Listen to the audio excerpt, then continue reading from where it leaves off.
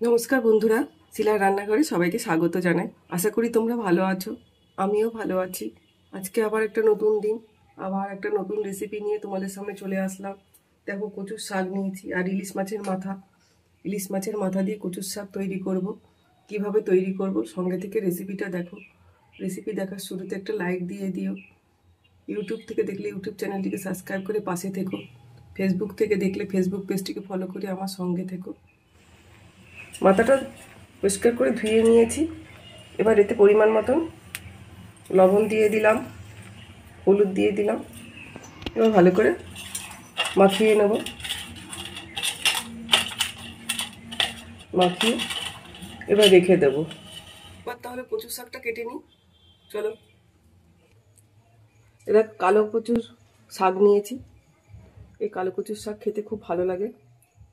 বাজার থেকে কালো কচুর শাক কিনে আনবে আর এইভাবে রেসিপিটা তৈরি করে নেবে।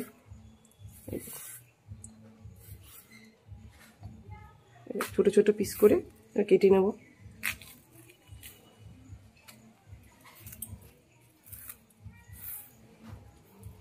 এই কচুর শাকটাতে গলা লাগে না, মানে গলা চুলকায় না আর কি। গলা চুলকালে তো খাওয়া যাবে না কচুর শাক। এই সময় কচুর শাক আর ইলিশ মাছ দুটোই বাজারে পাওয়া যায়, তো কিনে নিয়ে এসে এভাবে তৈরি করে নাও। আমার রেসিপিটা দেখে রেসিপিটা যদি ভালো লাগে লাইক করবে, কমেন্ট করে জানাবে। ছোট ছোট টুকরো করে করে কচুর শাকটা এবার কেটে নিচ্ছি। পুরো কচুর শাকটা দেখো ছোট ছোট করে কেটে নিয়েছি, পুরো কাটা হয়ে গেল। এবার ভালো করে 2-3 বার ধুয়ে নিতে হবে।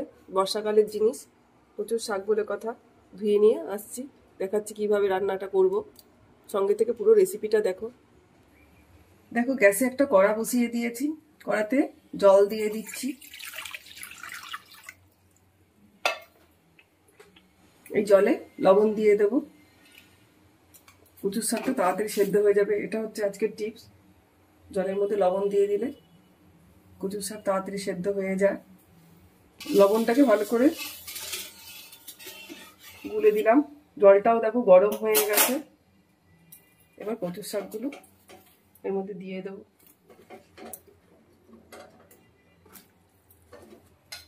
এবার একটু নাড়িয়ে দিলাম। এটা দেখো নরম তো হয়ে যাবেই, কচুর শাক মানেই জল ভরা জিনিস। নাড়াতেই পাচ্ছি না, দেখো কড়াতে উপচে পড়ছে। আচ্ছা, তাহলে ঢাকা দিয়ে দিই। ঢাকা দিয়ে নরম করে নিই।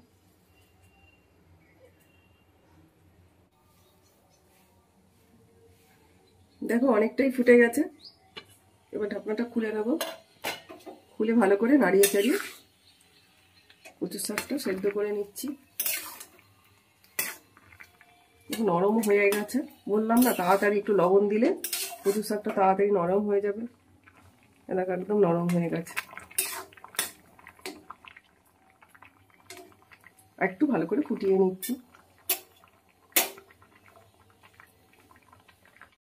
কচুর শাকটা একদম পুরো সেদ্ধ হয়ে গেছে। এবার এটা নামিয়ে নেব। দিয়ে নামিয়ে জল ঝরানো পাত্রে জলটা ঝরিয়ে নেব।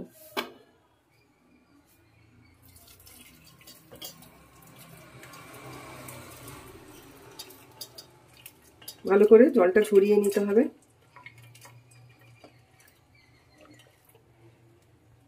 এ দেখো, কচুর শাকটা সেদ্ধ করে নিয়ে একদম জল ঝরিয়ে নিয়েছি, শুকনো শুকনো করে নিয়েছি জল ঝরিয়ে। এবার এটা রেখে দিলাম পাশে। কড়াতে এবার পরিমাপ করে তেল দিয়ে দেবো। খুব বেশি তেলও দেবো না, খুব কমও তেল দেবো না। এই দেখো, তেলটা মোটামুটি দিয়ে দিলাম। তেলটাকে ভালো করে গরম করে নিলাম।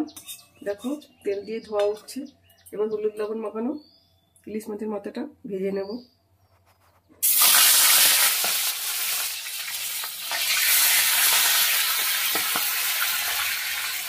উল্টে পাল্টে ভালো করে মাছের মাথাটাকে কড়া করে ভেজে নিতে হবে।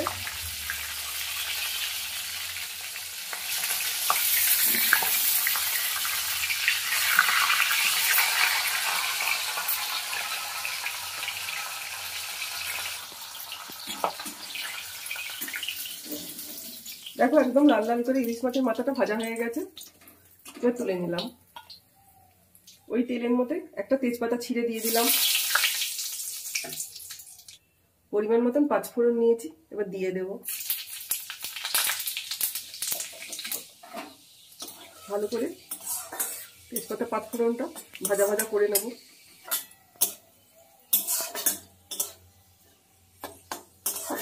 তেজপাতা পাঁচফোড়নটা ভাজা ভাজা হয়ে গেছে। এবার এই যে কচুর শাকটা, জল নেই, একদম শুকনো শুকনো, যত শুকনো শুকনো হবে গলা লাগার ভয় থাকবে না। এবার আস্তে করে দিয়ে দেবো। কচুর শাক সেদ্ধর সময় লবণ দিয়েছিলাম, তাই লবণটা একটু কম দিচ্ছি, তবে পরিমাপ করেই দিতে হবে। লবণ দিয়ে দিলাম। কচুর শাকটা একটু ঝাল ঝাল হলে ভালো হয়, তাই কাঁচা লঙ্কা একটু বেশি করে দিয়ে দিলাম। এবার সব কিছু দিয়ে ভালো করে কচুর শাকটা মিশিয়ে নাড়িয়ে দিচ্ছি। দেখো, কালো কচু শাক হলো, শাকটা কিন্তু একদম কালো হয়নি। খুব ভালো লাগে আমার এই রেসিপিটা, এভাবে তৈরি করে নাও খেতে গরম ভাতের সঙ্গে।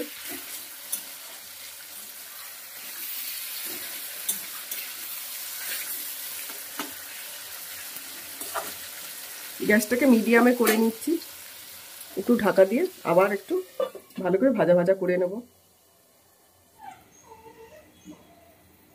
এবার ঢাকনাটা খুলে নেব। দেখো জলটা অনেকটাই শুকনো হয়ে গেছে। কচুর শাক খুব ভালো করে ভাজা ভাজা করে নিতে হবে, জল যেন না থাকে।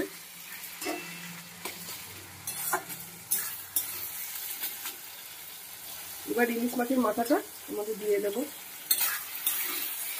দিয়ে আবার একটু মাখামাখি করে নেব। মাথাটাকে ভেঙে দিতে হবে খুন্তির সাহায্যে।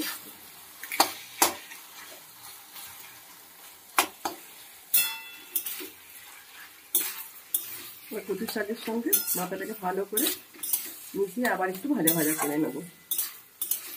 আমার এই রেসিপিটা যদি তোমাদের ভালো লাগে, লাইক করবে, কমেন্ট করে জানাবে, শেয়ার করবে। ইউটিউব থেকে দেখলে ইউটিউব চ্যানেলটিকে সাবস্ক্রাইব করে পাশে থেকো।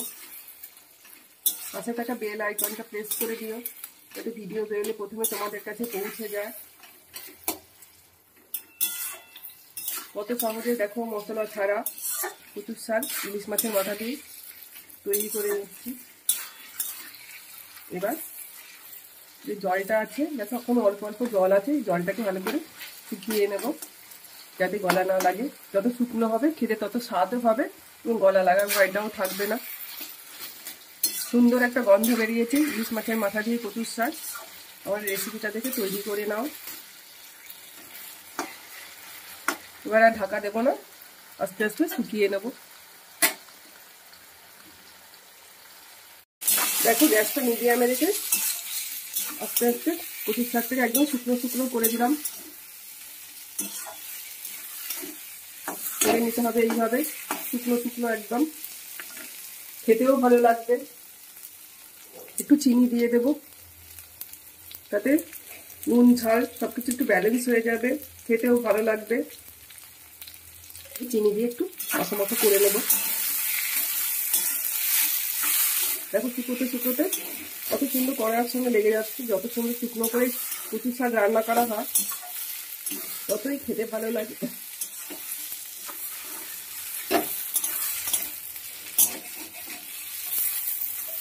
আমার এই রেসিপিটা যদি তোমাদের ভালো লাগে, লাইক করো, কমেন্ট করে জানিও, শেয়ার করো। ইউটিউব থেকে দেখলে ইউটিউব চ্যানেলটিকে সাবস্ক্রাইব করে পাশে থেকো।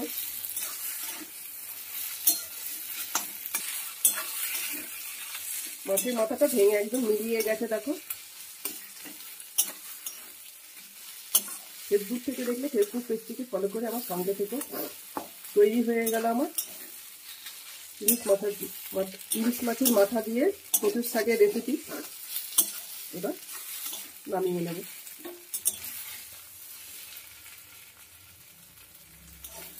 গরম ভাতের সঙ্গে একদম জমে যাবে। আমার এই রেসিপিটা দেখে বাড়িতে তৈরি করে নাও।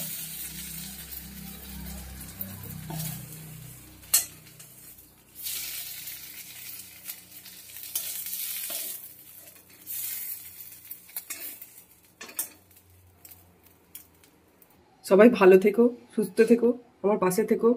দেখা হচ্ছে তোমাদের সঙ্গে আবার অন্য কোনো রেসিপি নিয়ে। ধন্যবাদ।